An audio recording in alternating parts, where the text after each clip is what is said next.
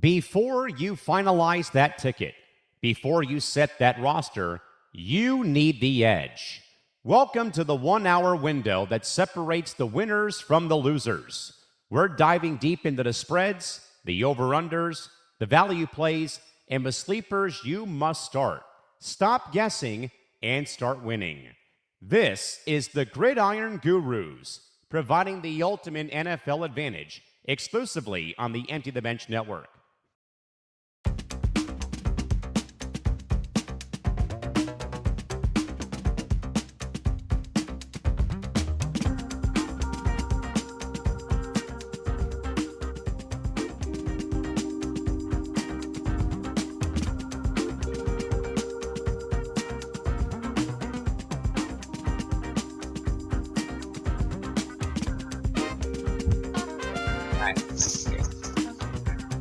All right, good morning, everybody. We're back here for our playoff edition of Gridiron Gurus, and honestly, what a great first day. But before we get into that, let's remind people to follow us on YouTube at UT Network. Follow the show at TFP Forecast TV. That's where we, record, and our predictions, and we give you guys the links for the shows and all that stuff. So follow us over there on Twitter or any social media, really. Before we get into the recaps of the first Saturday game, Saturday games, which were both great. I don't think there's really anyone who's out per se for playoff teams because of the fact that it's the playoffs, and if they can play, they're gonna play. I mean, I even looked at ESPN, and there's no who's in, who's out tab for storylines. I mean, I can look on Twitter, but I doubt that there's gonna be anybody listed.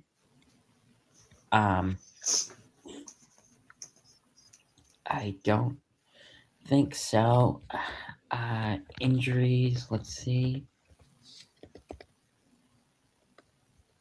Let me just put NFL.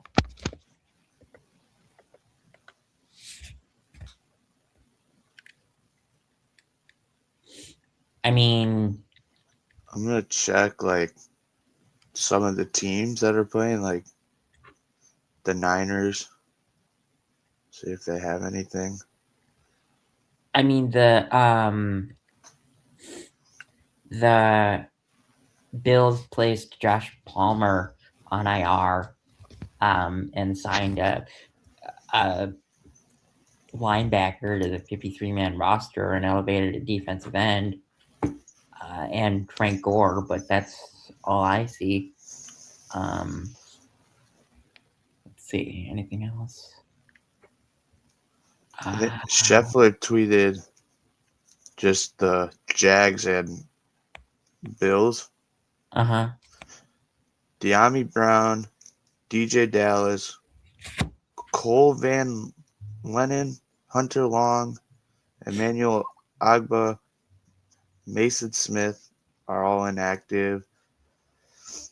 And then Terrell Barnard, Darnell Savage, Ty Johnson, Maxwell Harrison, Larry Ogunjobi, that's inactive for that game. Which the only one that actually kind of matters, there's really two, I think, that kind of matter there, and that's Ty Johnson and De'Ami Brown. He's a running back. Those are both, decent wide receivers, I'd say. But Ty Johnson's a running back. De'Ami Brown's a wide receiver. Oh, Ty Johnson's a running back? Yeah. Oh, I guess I'm getting my Johnsons mixed up because of the fact that there's a lot of Johnson wide receivers in the league. But let's get into the recaps of the games here that were yesterday. So I didn't get to watch much of the Bears or the Rams Panthers game. I watched all of the Bears Packers game. I'm sorry. But the Panthers put up a fight against the Rams again. The Rams did come out victorious, 31 20, 28 or something. It's some 24, I think. Let me actually look that up because I feel like I'm actually getting our score and their score mixed up. Rams Panthers 34 31. 34-31, yeah. Rams. I watched since when the Panthers blocked the punt. That's when I started watching. So that was like 2 minutes left. I thought the Panthers would win after that. So did I. Oh my god. And then honestly, you go, I'm sorry. Yeah, no, after that they scored. They did some type of points, and then the Rams scored. Or no, they didn't score. They did not score after that. And the Rams went down, scored, and then I thought Bryce Young was going to do it. He has 12 game-winning drives in his career. Of his 14 wins, he's got 12. So yeah, that's impressive. I thought he was going to do it. He obviously didn't pull it out, but it would have been huge for the Bears. But he had a good game. It's not going away from me the fact that he didn't have a good game. He had a good game. He just the Rams had a better defensive plan for the end. That's all. Yeah, that's really all it was. But let's go into our respected team and that matchup, because we have a banner that's game of the week after this, and I'm just gonna come out and say it. Our game was the game of the week. I mean, and there's an argument since it's the playoffs that every game is game of the week because it's all playoff teams.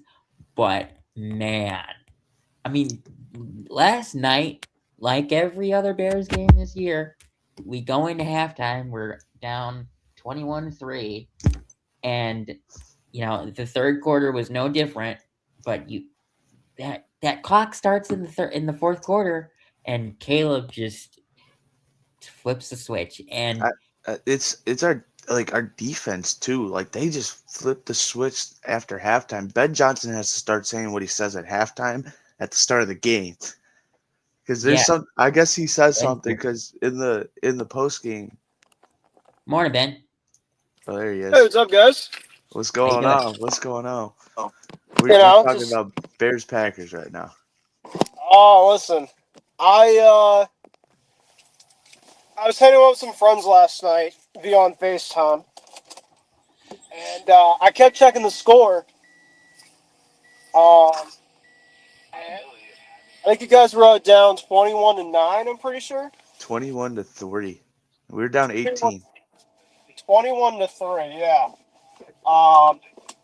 But in the back of my head, I'm like, if there's any team of this NFL that could make this game a close game this year, because they've just been playing close games no matter what, it's the Bears. Yeah. And when it got to 21-9 with like 13 minutes or whatever in the fourth quarter, I'm like, yeah, this game is far from over.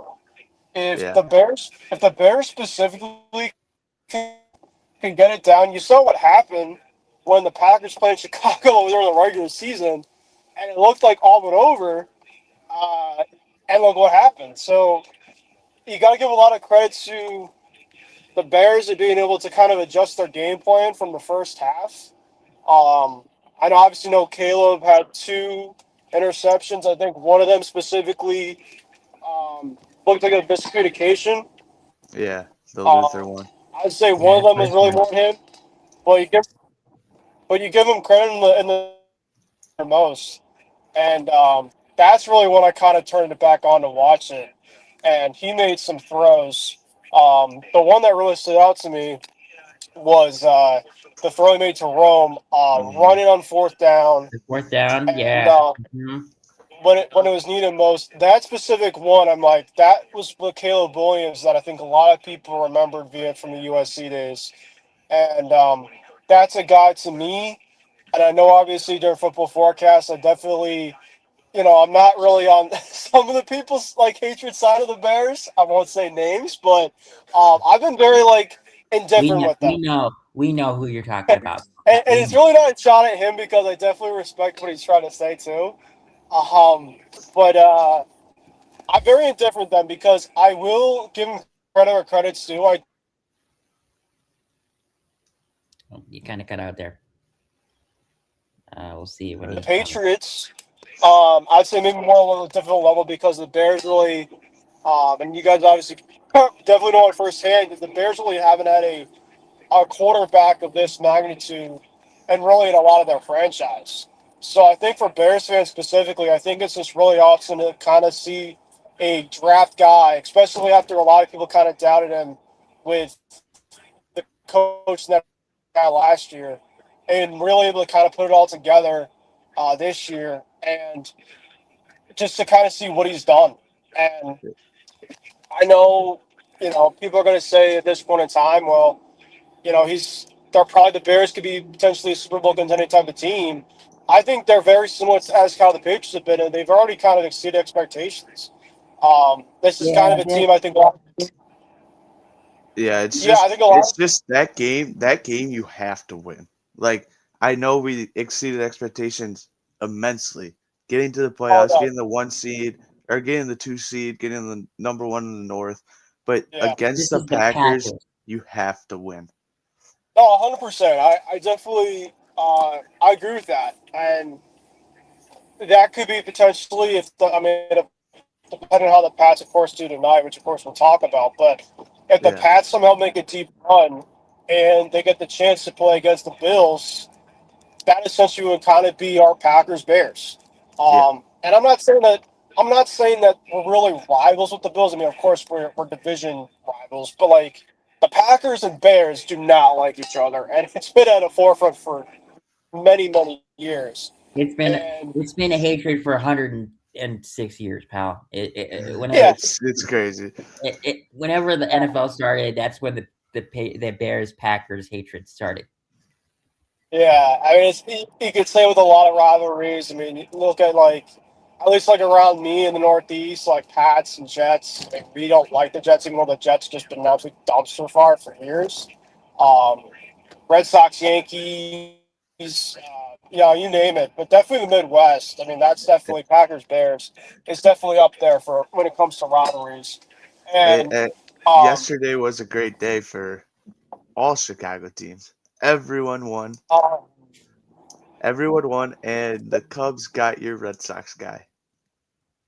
Yeah, that's partly why I didn't want to put the game on until the fourth quarter. I had to cope my sorrows away, even though specifically this point in time, and I don't really want to get off topic, but it's being in Chicago, so I'll obviously talk about it with you guys. But I was kind of at the forefront that Bregman was going to come back after kind of other teams are kind of starting to back out. But I'm like, the more that he waited, there's a chance of potentially it happening. And the Cubs were looking at Bregman last year; they didn't get him. So when Bregman essentially didn't, he had an opt-out on his deal. I mean, he decided to take it, and it's just kind of been the way that the franchise has been kind of run now. Unfortunately, I was obviously very disappointed last night. And of course, how can I not? But it's just kind of the way. I mean, obviously you lose Devers. You've lost Mookie Betts. You've lost a massive cornerstone to what this franchise could have been. And it sucks.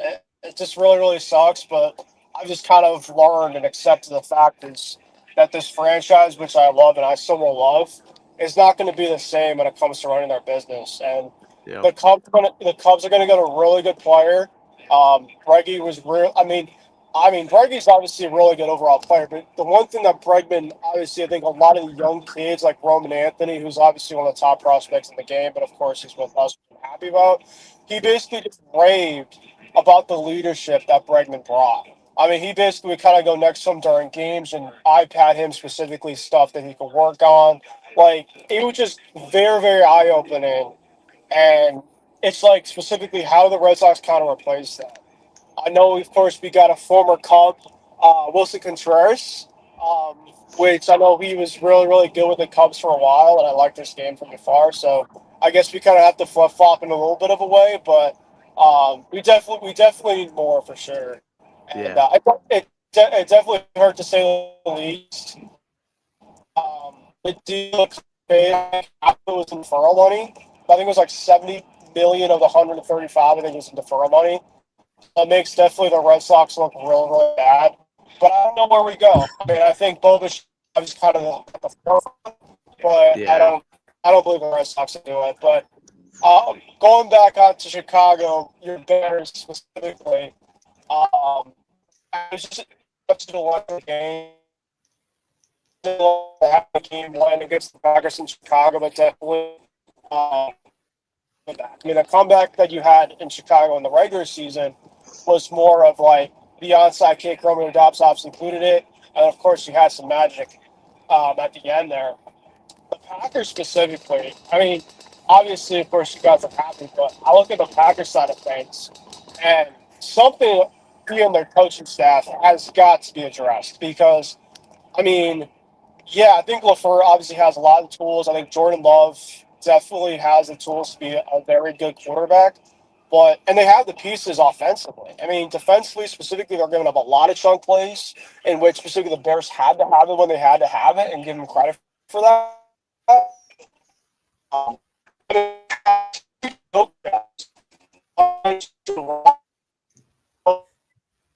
You're kind of cutting in and out. It really, really is. Nope, Yeah. you're cutting in and out. You're cutting in and out because you're driving. But okay. Did you hear part of what I was saying? Yeah, we heard it. I heard it. Yeah. I mean, you cut in and out a couple times. But I mean, I had a feeling I was probably going to cut out time to time, so I'll try to do what I can. We got most of it. Okay. Yeah, we got most of it. Right.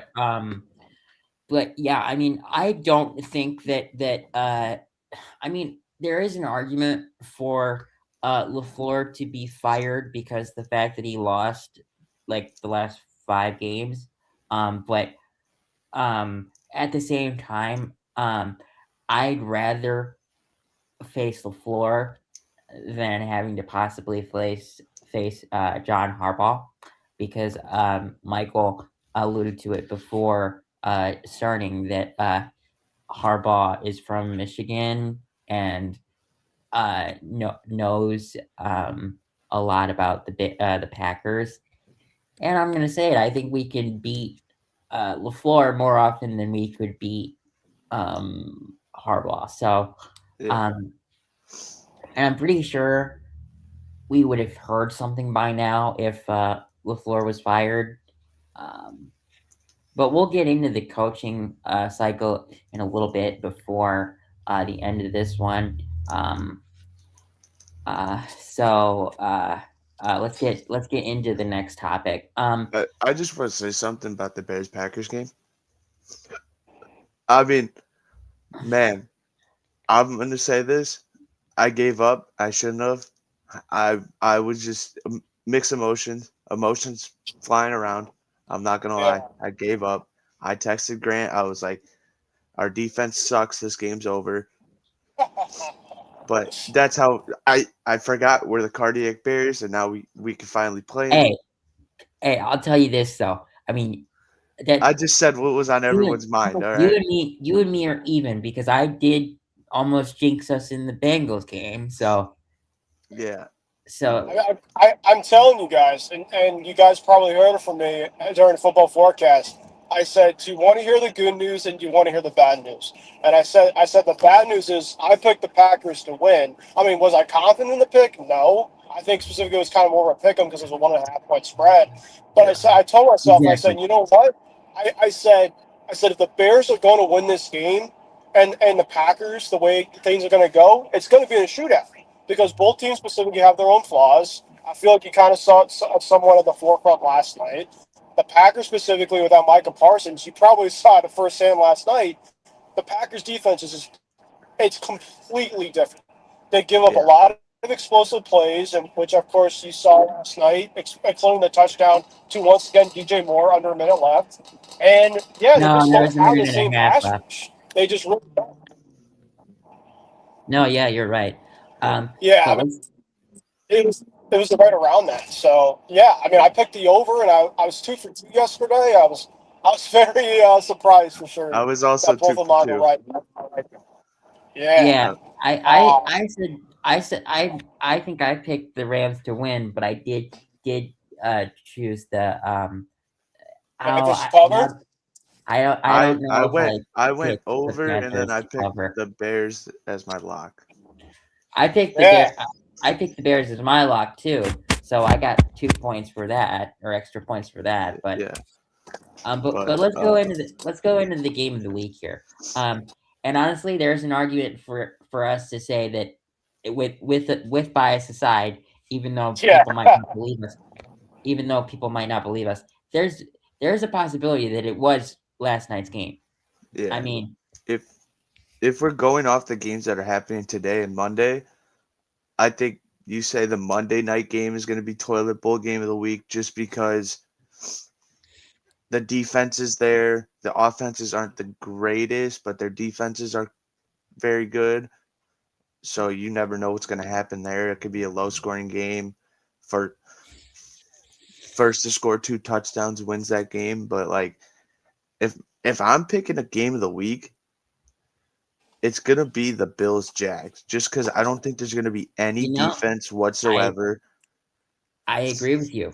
The only reason why I'm not saying the Pats-Chargers, because I think the Pats are just going to mop the floor with them. Absolutely. I completely agree. That's right. I think it's going to be that Bills-Jags game. The first game of the slate, it's going to be the game of the week. Yeah, I agree with you, Michael, because literally – now, I'm going to say this. About the Bills.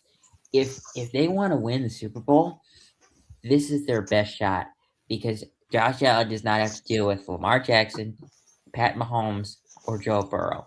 But he has to deal with Drake May. If he doesn't, I'm right.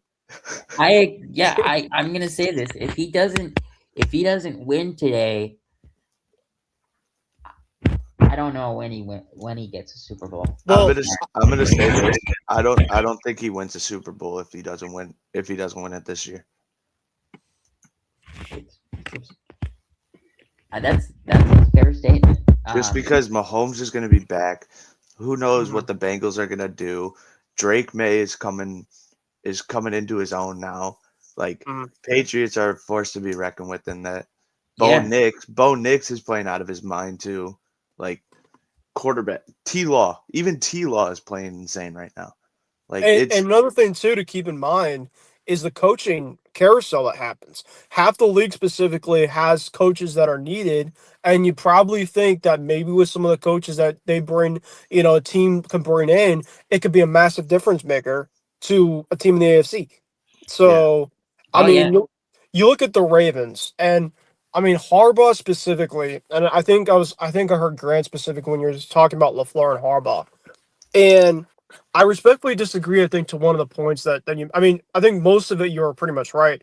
But Harbaugh has had his fair share of late game collapses too. And at least in the Ravens specifically. In terms of late game collapses, like last night with LaFleur, that is like Falcons Patriots Super Bowl type of collapse. Like it's the Patriots one specifically. That was completely. I was 25 points with legitimately going to the fourth quarter. I mean that specifically you don't see that often. If ever, especially in the Super Bowl. Granted, the Bears obviously had a very good comeback. And I definitely give them a lot of credit, but the magnitude specifically and pretty much for everything specifically had to go right for the Pats to make that comeback happen, it happened. So Oh yeah, it's just so. Yeah, I just don't want Harbaugh on the Packers just because I would rather play LaFleur than Oh, Harbaugh. 100%. No, That I was the main 100% point. agree with that. Yeah. yeah. And I feel like if we would have heard something about LaFleur, we would have heard something by now. I mean, well, I don't know. you know I what? think we hear something. It would be like Monday, I think. Schefter had something too, I think, on the countdown this morning about the Packers and their future. I don't know exactly what it was because I was at work, but and potentially is probably about his future specifically. Yeah, it was. Yeah. I mean, I watched a little bit. I of watched it. that clip too. Yeah, he said something like it's up to to like the I don't even remember the guy's name who it's up to, but because the thing is, the Packers don't have ownership. The state of Wisconsin owns the Packers. It's not like a person. It's hundreds of thousands of people have Right. like stakes in. It's a board of people. It's not Right. one, billionaire. Like every other team in the NFL. But in terms of the toilet bowl game, I mean, you can't necessarily say that there is one because it's the playoffs. But I do agree with Michael's statement on the Steelers and who are the Texans. Texans, Mhm. because both defenses are great. The offenses are okay. Now, if I'm being honest with you, I'm going to say this. I do believe that the Texans will win handily because they have a younger quarterback. I think their defense is a little bit better than the Steelers. But Mike Tomlin is still got his 10th win, so it's not another 9-8 season, for him, even though he's got plenty of those. But Ben, if the Jags win or lose to the Bills, I'll be rooting for the Steelers to win. I don't want the Pats to play the Texans. Oh, okay. I'll be rooting. I was trying to figure out what you're trying to get to. yeah, I'm like, why, man? I'll be rooting for the Steelers. I mean, and there's that, and the thing about the topic, the banner is, unlike in the regular season, there's only what 4 games to choose from. Yeah. Technically, because we can't say that yesterday either of those games were 12 games of the week. No, they definitely could be up there for the whole games of the weekend. Yeah. Oh, absolutely. I think every game this year in the playoffs is going to be like that, though. Yeah, that's a big reason. I think a lot of people are very happy the Chiefs did not make it. Yeah. So, because then it would be 12 bowl game of the week for one team, and then a terrible. Although to be honest, this year's Chiefs, if they made the playoffs, I feel like they would be kind of like every other team, to be honest, because they kind of really this year if they won the games I mean, you saw what happened last year with them. They made the Super Bowl, but do you actually look at that team specifically and be like, they were great?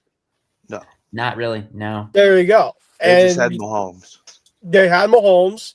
You obviously have Reed, so obviously have great talent. It reminded me of some.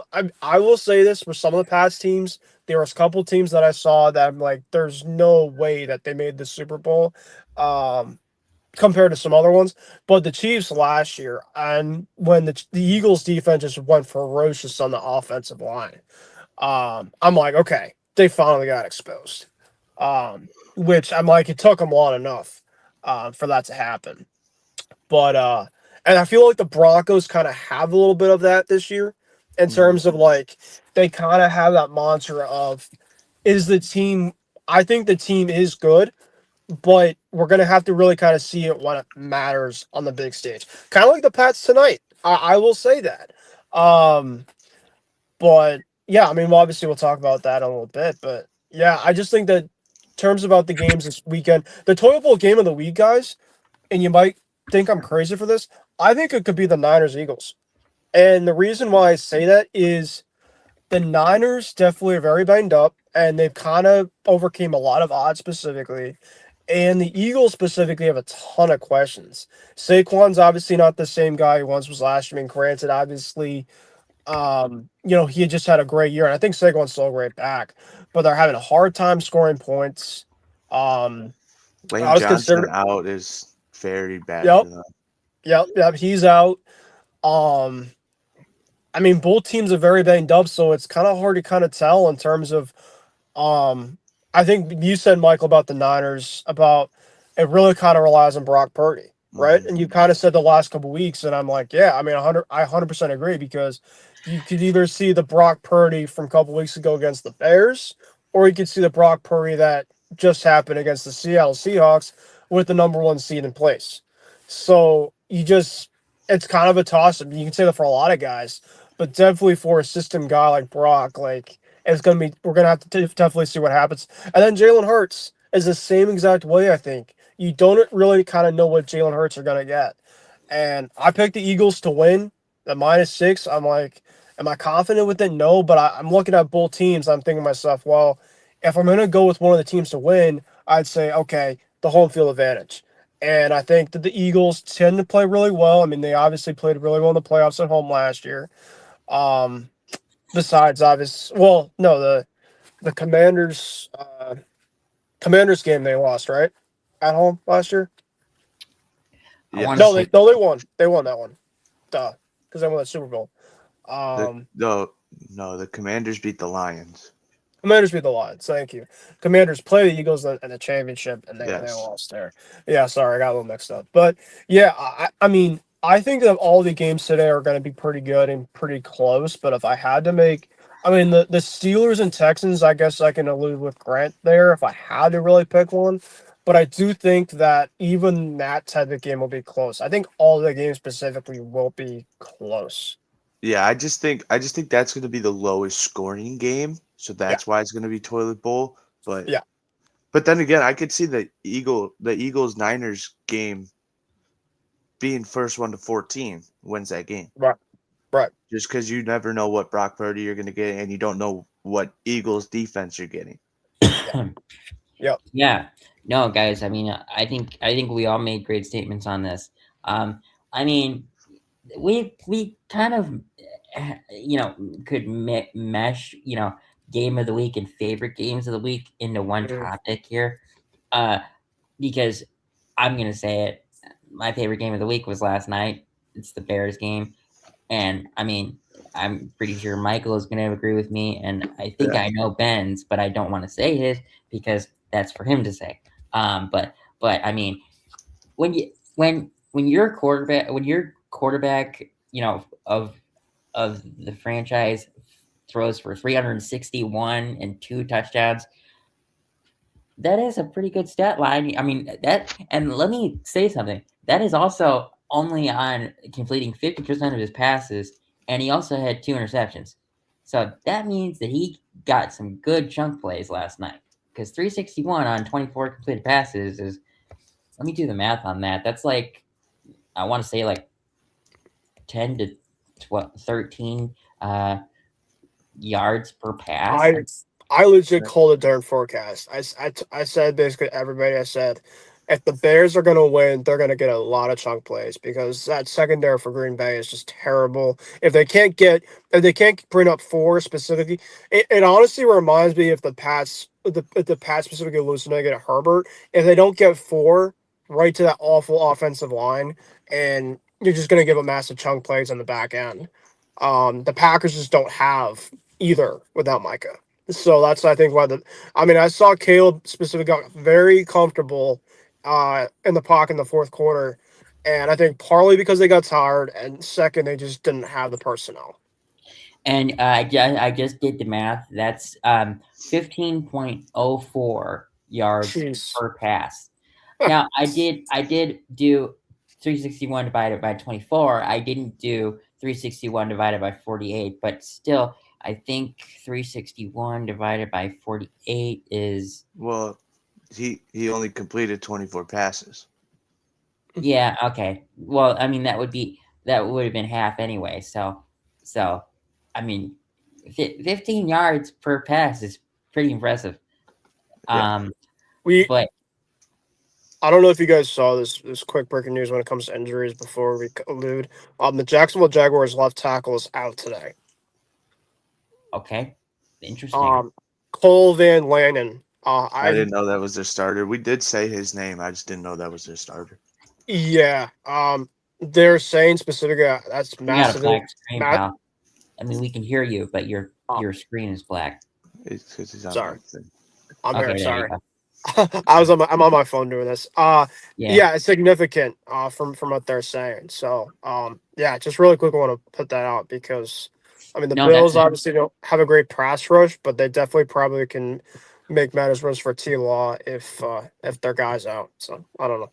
And that's the left side, so that's his blind side. Yep. But so Ben, why don't you go into your favorite game of the week? And I'm pretty sure I know who it is, but it's actually not Pat's Chargers as my favorite game of the week. Nope. I think it's the game we were just talking about. I don't know. I mean, I could definitely say a lot of them are. I low key am very interested to see how this Texans Steelers game is. That was not on my bingo card. I'm gonna say that. Yeah, because I respect it at the same time. Because I mean, when you look at favorite games, like of course, like I could be biased specifically, but I want to kind of go out of the box here. And the Texans, to me, I think everybody's been raving about them when it comes to their defense, right? But their offense, I'm very curious to see in terms of what CJ can do this year in the playoffs, because I really have loved him. But when it comes to the playoffs, just something always every year, whether it's offensive line, whether it's just him just making boneheaded plays. Like if CJ specifically can be a very competent quarterback, that team is definitely has a really good shot to make the AFC title game because of that defense. And the Steelers, I mean, I know obviously you guys are not Rodgers fans, and I understand, but I'm very curious to see how the Steelers do because on Monday Night Football, they're one of the best Monday Night Football teams and football in Pittsburgh. They have like some crazy record going right now in Pittsburgh for Monday Night Football games. So they're very successful in those. So I'm very curious to see specifically what type of Steelers team we get and what type of CJ Stroud that we get. Because I do think points are going to be hard to come by with that Texas defense, but I think the addition of DK Metcalf is massively big for the Steelers. Because I think Rodgers played really well last week against the Ravens, even without DK. And so if DK could come in and be the DK that we've seen and we know about, and he's probably going to be playing with an edge after the suspension that he had to go through. He's probably like, I need to get back on this field and I'm going to ball the hell out. But I said it during forecast. I think I told Nick this because he was talking about about DK, and I was like, yeah, DK's obviously being back is massive, and it is, but the Texans have the personnel to counterpoint that, and that is by Derek Stingley Jr. matching up with him, and he's one of the best man-to-man guys out there in football. I would honestly say he's the best man-to-man guy in football. Yeah. So, and the Texans with D'Amico Ryans, I think to me is my favorite defense to watch when it comes to personnel because they have the guys on the edge of Will Anderson and Daniel Hunter, and then they have the back end too. And they basically can just say, listen, with the Steelers specifically, they don't throw the deep ball much, even though Rodgers can be a very good, effective deep ball thrower. But if the Steelers want to win this game on Monday night, they're going to have to get some big chunk plays over the top because that is one little spot where you can maybe expose the Texans defense. Yeah. No, that's fair. I mean, very fair. That is very fair. Yeah, no, Stingley on DK is gonna, they're gonna obviously DK's gonna get the ball. He's DK, he's gonna catch it. It reminds me of Pat Surtain and who there's another receiver that it's always a cinema matchup. Man, I'm trying to remember. I mean, Lattimore and Mike Evans That's always like really fun. That's the one. Yeah, that's always a really fun one.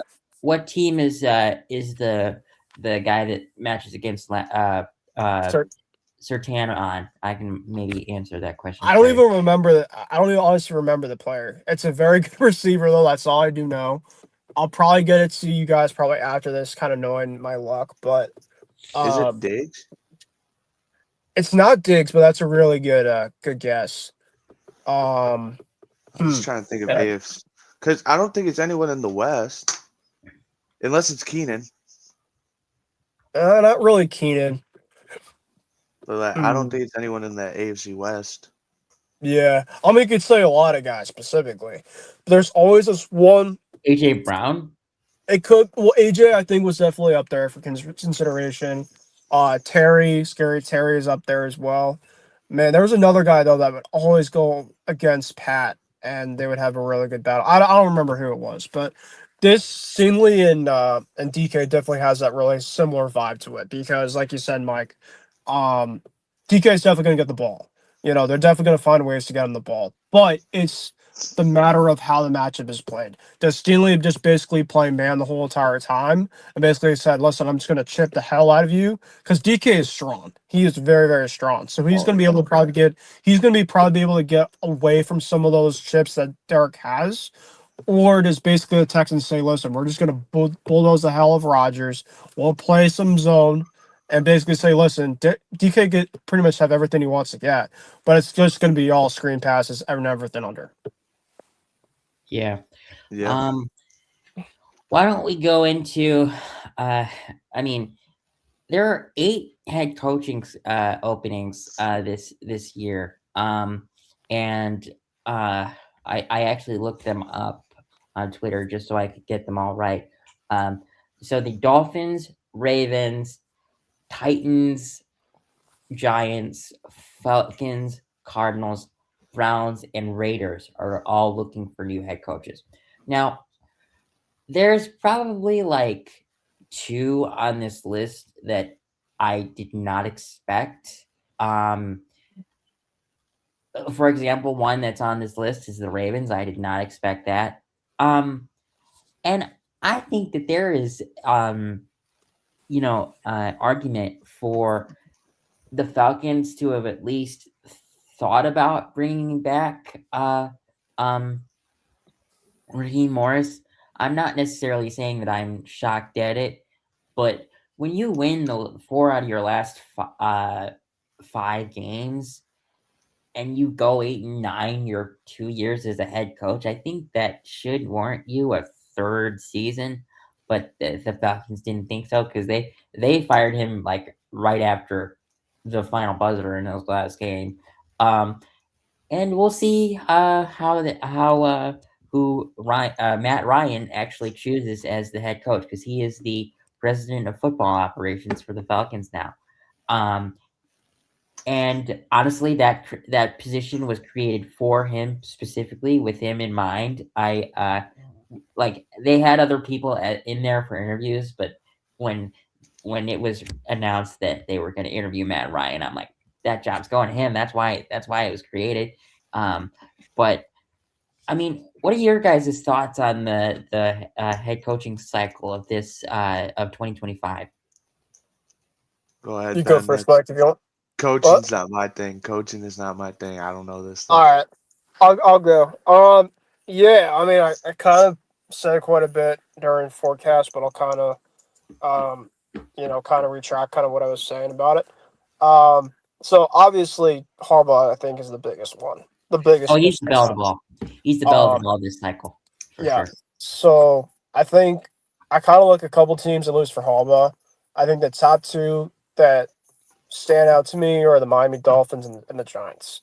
I think the Giants. I think the Giants should just give him a blank check. I think that. Yeah. Whoever does get him, just give him a blank check and give him whatever he wants. But I think that the Giants will want to get a head coach that's experienced. And I mean, Mike McCarthy is in this cycle also. But when you have the chance to get Harbaugh-esque or Harbaugh himself, get him and give him whatever he wants. And honestly, he's built great staffs before, and yes, he does have, game collapsing problems, but you want someone that is experienced for Jackson Dart and that whole offense and defense there. Because honestly, despite the collapses for the Giants, they do have pieces on defense and hell pieces of offense too. So we'll see about that. Yeah. I think. Oh, sorry. Yeah, I think Harbaugh specifically is definitely going to be looking at the Giants. I mean, the Giants really looked to our head coach since mid part of the season because they fired Daboll. So I mean, they obviously were kind of the the leader for everything. The Dolphins, I think, at least to me, my gut at least tells me right now. I mean, there were reports out a couple weeks ago that they were going to keep McDaniel and move on from Tua. They are even asked Tua after the season, would you be open to a new fresh start? And he actually said yes.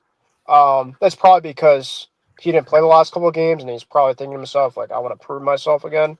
And the Dolphins, I think, want to do a massive overhaul. I said this team specifically on forecast, and that's the Cleveland Browns for McDaniel.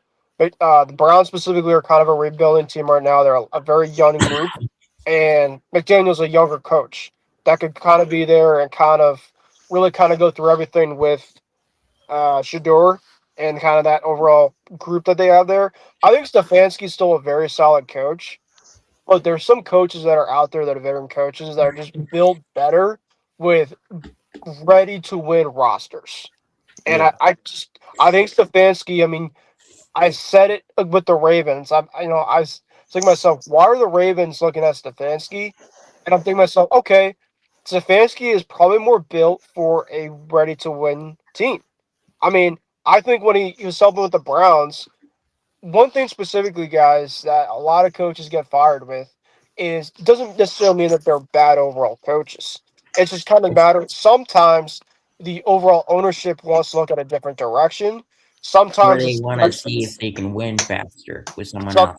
sometimes it's the coaches that honestly want to move on. That they kind of are asking, like, close behind doors, like, listen, like, we had a great overall time. I mean, I think that's partly with Harbaugh. And I said it on forecast myself. I said, yeah, of course the Ravens moved off from him, but I'm thinking to myself, like why? Like, there obviously had to be kind of something. And my gut tells me that he obviously wants to go somewhere else, and the Ravens want to kind of go with somebody that might be a little bit younger, like Brian Flores, who they actually interviewed. And yeah, I've noticed kind of a trend happening, or at least around the league. And yeah, I don't know. I think even with Belichick, the last couple of years in New England is like he's not a great GM, but he's someone to kind of stick it out. And he obviously didn't have the last couple of years because he's just not more effective with kind of teams that are younger teams. He's just not as great of a coach that he is. Of course, he wasn't great this year at UNC. I'm very sad about that, but you can kind of see that too, right? Andy Reid. Look at Andy Reid, for example. I think Andy Reid is in a perfect situation with Kansas City. They have a lot of talent. I mean, obviously, they didn't make the playoffs this year. Yeah. They have a lot of talent, whether you want to hate it or not. I think the coach that kind of really sticks out to me is kind of a very wild card type of coach, but a lot of people hate him is the Bengals and Zach Taylor. I think a lot of Bengal fans this year, even there was a fan this year that got kicked out because he was wearing like a Zach Taylor shirt during one of the Bengals games. Wow. Bengal fans hate Zach Taylor. And of course, a lot of the drama was about Joe Burrow this year when he was not playing. A lot of comments that people are saying about, he was even saying about, like, would you anticipate yourself being a Bengal on term? And he said, I think so. But he's just like, he just kind of has a monotone voice of, anything could happen. So, Aaron Glenn, too, with the Jets.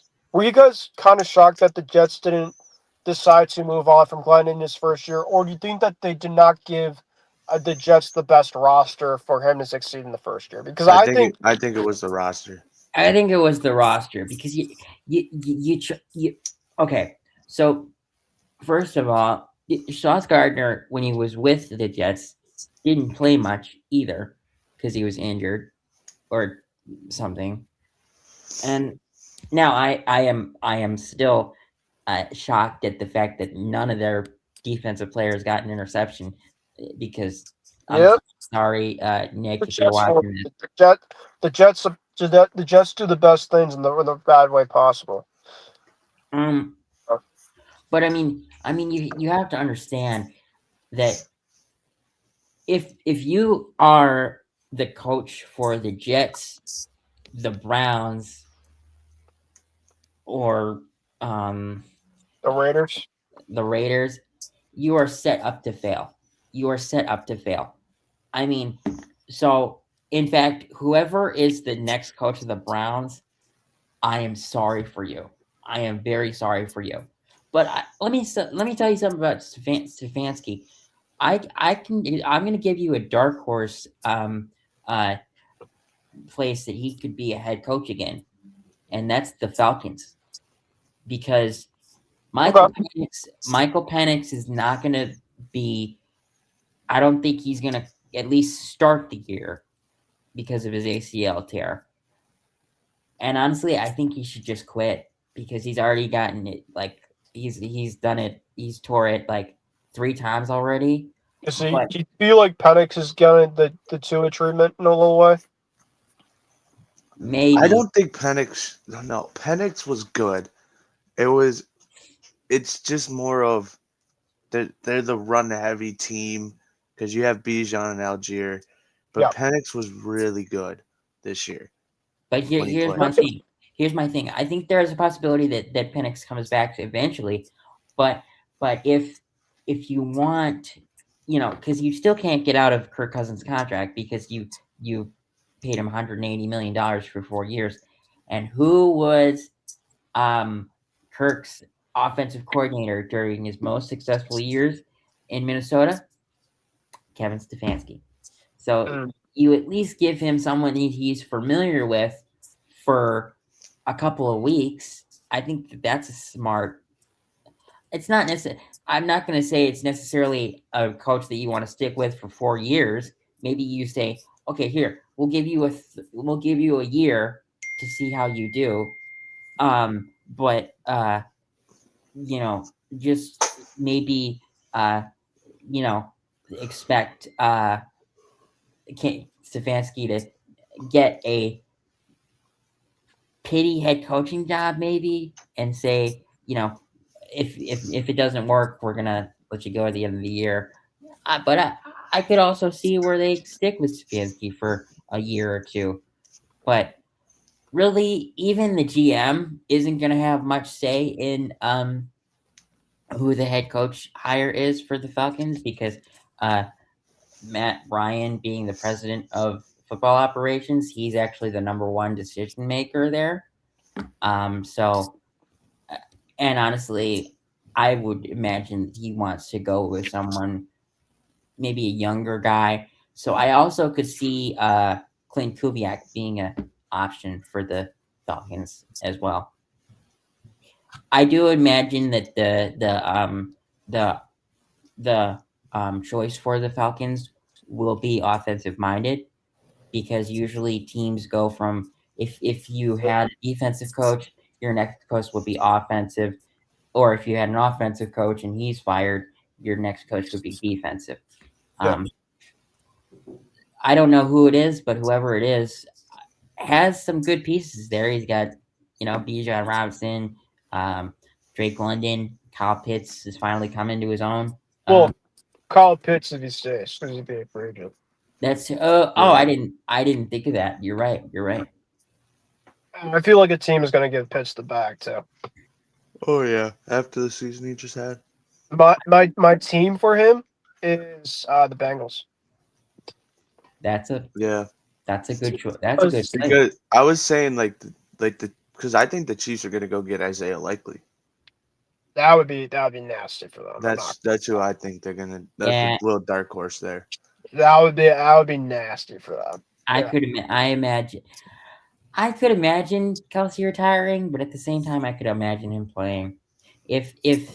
I think he wants to run it back, and he's going to have a very Gronkish-esque way of doing it because he's like, well, I could probably be podcasting and do something else, but he's like, I probably want to try to get one more chance with Pat coming back. If Pat, I feel like if Pat, like he was with Pat for the remainder of the season, they missed the playoffs, I think he's just gone.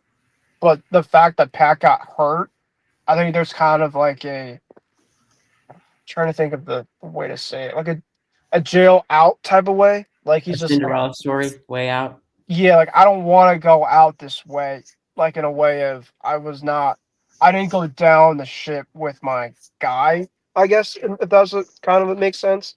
Like I didn't go down the ship with my starting quarterback. It wasn't obviously like his fault because of course Pat, he had a fluke injury, right? Right. Pat Mahomes. One thing I do like about Mahomes, and I like Mahomes a lot compared to maybe some other people, is Mahomes is a tough SOB. Like, it takes so much for that guy to get off the field, even when he's banged up. And I respect that a lot because there's so many quarterbacks. There's J.J. McCarthy that specifically got hurt just a little bit, I think. And he's just like, I can't go. And I'm like, dude, it wasn't even that bad of an injury. Like, and he went to the sideline and he was just kind of just sitting there. Being a baby. I'm like, dude, if you want to have your shot, like, yeah, of course, if you tear something and, of course, there's nothing you can really do, but it's like, but. Yeah, I don't think that McCarthy is the answer there in Minnesota. I'm not necessarily going to say that he's a bad quarterback. It's just you can't necessarily be successful in the NFL if in college you never throw for 3,000 yards. He gives me a Mac Jones with mobile type of vibe to me, where I do think that he definitely could thrive somewhere, but it has to be the right system. And I don't think QB. I don't think he. Yeah, and I don't think he's a long-term fit either. Like, I hope he starts for the Vikings next year because we actually face the Vikings at Gillette, and we would absolutely destroy that team. I really do. But here's the thing. Here's the thing. In order for you to actually be considered to be a long-term option for your for an extension to be the quarterback of your franchise, you have to start every game of the season. McCarthy hasn't done that yet. And another thing too is Jettis. I mean, that's the most important piece. Like, what happens to Jettis long term? And Jettis is looking at the situation. It's like, I can't keep being with, rotation of quarterbacks. Like, eventually, I want to go to somewhere where I can win and be with one guy. And that's why I've been on the Cincy with Justin Jefferson trade for so long. If it could ever happen, that would be so awesome. I would love to see that. It would be gross. Let's just throw this out there. Even if it's just 1 year of Joe Burrow, Jamar Chase, and Justin Jefferson. Let's just say that for the next 2 years, Justin Jefferson is in Minnesota, but the year after that, he's like, trade me to Cincinnati. Let me end my career in Cincinnati. Let me see if we can end the career in 3 years. Well, okay, maybe not end. He's 20. He's 26. He's in his prime. Yeah. Well, I don't know. Receivers. He's been in the year for only 5 years.